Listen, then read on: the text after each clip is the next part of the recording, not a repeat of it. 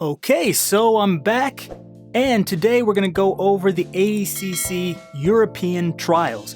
They just ended it. These are the second ones, and we have more people going to ADCC. This is the last one for Europe, Africa, and the Middle East, so let's go over who won and how.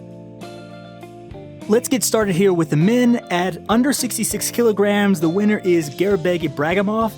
I hope I'm pronouncing that correctly. I believe he's from Dagestan, and if you've seen the AIGA Championships, you saw him there in that great match against Fabricio Andre. He's a black belt in BJJ, but also has really good wrestling skills.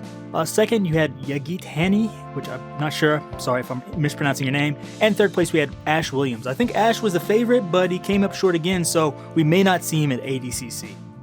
At under 77 kilos, we have Tommy Langecker coming out on top for the second time, so he's going back to ADCC. He had a great performance here, and I guess this is the start of a good year, but actually, I was going to say it's a good year, but he won the World Championships in 2023, so this is a good 2024, a good start for him. He beat David Asare, who came in second, the New Wave product.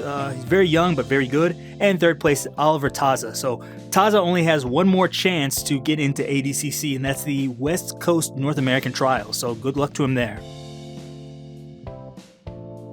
Next up, we have David Perlman, who won at negative 88 kilograms or under 88 kilograms. The second was Ben Bennett, and third was Adam Wardzinski. I think Wardzinski had to be the favorite at this weight, but he came in third.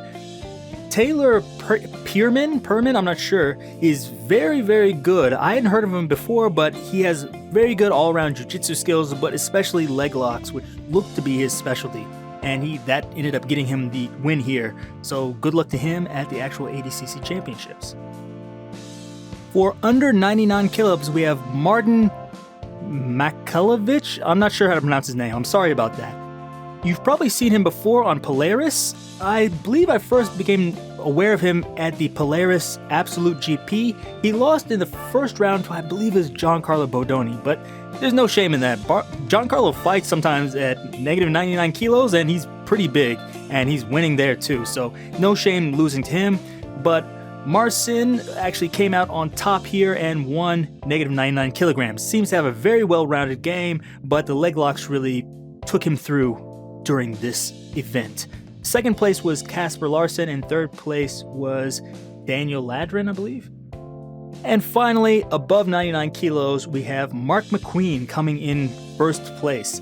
I'm not too familiar with Mark McQueen, but he is mentioned quite a lot on Owen O'Flanagan's podcast, so I know about him there. I just knew he was some big, strong guy, and when I saw him here, I was like, oh yeah, he is a big, strong guy, and those traits helped him win. He came in first here. Second was Freddie Vosgrove, which you've probably also seen on Polaris, and third was Jean Maltese, I believe. So there you go, and that's it for the men. So first up, we have under 55 kilograms, and the winner there was Marco Ciccarelli. So you've probably heard of her before. She's a very good competitor, but hasn't really been able to put it together at the highest level until now. I believe she just won Euros in the gi, and now she's won the Euro Trials for ADCC. So she came out on top by beating Ashley Bindle, and third place was Julia Male, who was the previous ADCC Trials winner from last ADCC. Next, at negative 65 kilos, we have Arielle Laverne. I wasn't too familiar with her, but she actually looked pretty good. So she's a newcomer, at least for the pro jiu-jitsu scene, but she looked very nice. Second was Nora Naomi Schultz, who's best known for, I don't know what she did at the B team.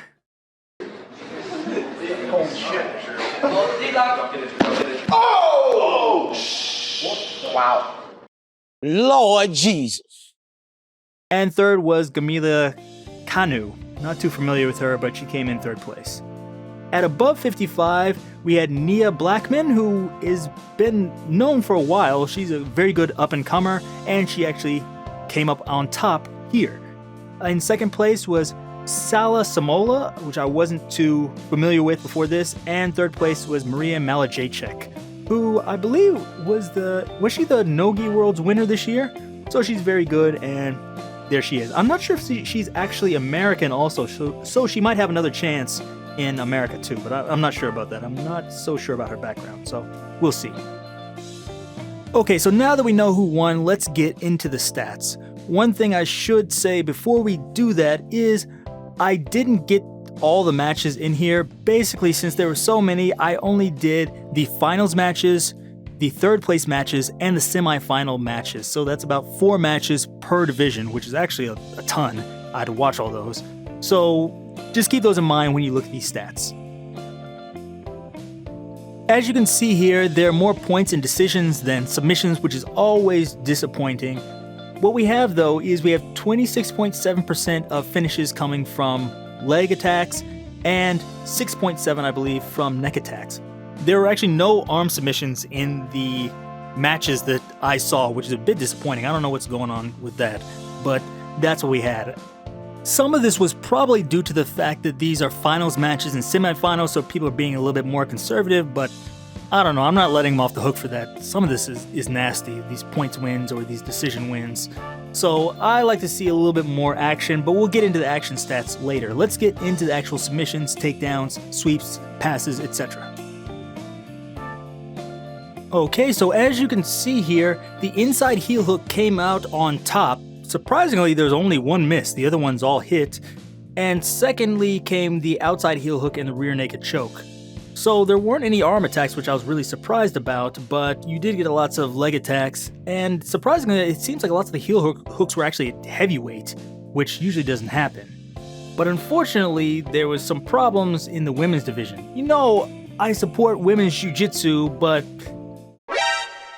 the women had 10 matches, but only 1 submission. The rest of them were points victories. The women are usually better than the men. They're more aggressive, they're going after the subs and everything, but I'm gonna be honest, this was some nasty work. I don't know what to say about that, so let's just move on to the next category. Here, the double leg was number 1. It's usually the single leg, but double leg came out on top here, followed by the single leg and the body lock. You got a lot of variety of takedowns in here, which I always think is nice. It seems like in general in the no-gi scene, lots of people are trying new types of techniques, foot sweeps and things like that. So we've been seeing it before in other events, and now we're seeing it here. I think we're going to see this continue even more coming up to ADCC 2024. Sweeps weren't really that exciting here. These trials, there's about like 8 or so sweeps in 30 matches, which is not that good. So sweeping really wasn't the way that people were winning here. I think the most common one was the hook sweep, and I think that's just because Adam Wardzinski is in there.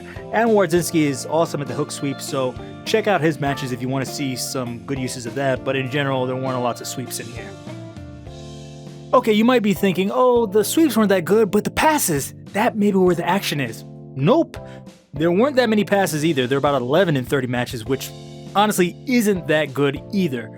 The half guard was number 1 when it came to that, but everything else is way behind that. There were 7 half guard passes, and the rest of them got maybe 1. The body lock is usually, a go-to that works really well in no-gi, but it wasn't working here, so I don't know what to say. I know a lot of people said leg locks are over, everybody knows how to defend them now. Not true. Look at that. The saddle came out the number 1 finishing position, even higher than the back, surprisingly. It had about a 50% finish rate, which I was really shocked by. And keep in mind, these are the finals and semifinals, so it's not like these are low-level guys. People are still getting finished with heel hooks in 2024. So looking at the screen, you can see the action stats. For the total action stats, we have a 5.57, so that's 5.57 techniques per 5 minutes you're seeing. And for actual technique score, that's 1.17 techniques. I explained this before, but if you don't remember, basically the action score is how many times you're going to see someone attempt someone in a 5-minute period. The technique score is how many times you actually see a technique completed in a 5-minute period. So, comparing these to the average score from last year, these are lower. That doesn't mean this is a terrible event, but you are getting a lot less action and technique than you normally get. Does that mean this event is terrible? No, I don't think so. But I think this was actually a little bit less action-packed than the previous trial. I had one more statistic here, and that is the good technique ratio. So this is just the technique score divided by the action score, and this just tells you about how often are techniques succeeding. I think if you're 1-to-1, so half of your techniques are working and half of them are failing, I think that's good, which will give you a score of 1. If it's above 1, I think that's really good. And if it's less than 1 or getting close to 0, that's kind of bad. It means people are just doing backflips or doing flying knee cuts and dropping back for ankle locks that aren't even close, which I think is not good. So by looking at the score, you can kind of see how often that's happening. Overall, I thought the European, Middle Eastern, and African trials were good. Heavyweights weren't as interesting to me, but the guy Tyler Pearman, I'm not sure exactly how to pronounce your name, I'm sorry. He looked really good. He finished all of his matches, I believe all with leg locks, maybe even heel hooks. He seems to really like the outside heel hook. He has a style that's a little bit similar to Owen O'Flanagan or Diego Pato, so if you want to see somebody that's good with leg locks, check him out. I hadn't heard of him before, but he made a splash with this one. I think also the lighter weights were really good. I'm a big fan of Tommy Langacker, and he looked really amazing here, so check out his matches as well. And the women, as I said, they weren't quite as good, but if you have someone you know there, like I like Margot Ciccarelli, so check out some of her matches. Now, some people are saying, oh, European Jiu-Jitsu is as good as the North American trials. What? I don't know about that, but there is a lot of improvement, and I think they'll be there in a few years. I've watched maybe 3 trials now, actually probably 4 trials now, and every time they seem to be getting a little bit better. You see the fences are increasing, the wrestling level is increasing rapidly, and just people are just getting better and better. And I think all the trials are kind of evening out, so there aren't those imbalances where, oh, this region is really good, but this region is terrible. I think now they're starting to become more and more even. And maybe in 2 ADCCs, Europe might be as strong or maybe even the strongest area. Who knows? That's it for the European, Middle Eastern, and African trials. Those are over now. We got all the people we need from there, and we're going to be moving on to the other trials. I think the Brazilian trials are going to be next. I'm going to be doing the IBJJF Absolute GP soon. I believe it's in 2 weeks, but I haven't done a yearly wrap-up. I did it on my blog, but I know some of you don't read. Stupid. So if you want to see me do a breakdown of those stats from last year, let me know down below. And also give me a thumbs up and subscribe. It lets me know that I'm not talking to nobody and people actually like these. So for the people that are watching this, thank you for watching. I appreciate it. And make sure to stay tuned because I'll have new videos out soon. But until then, thank you and see you.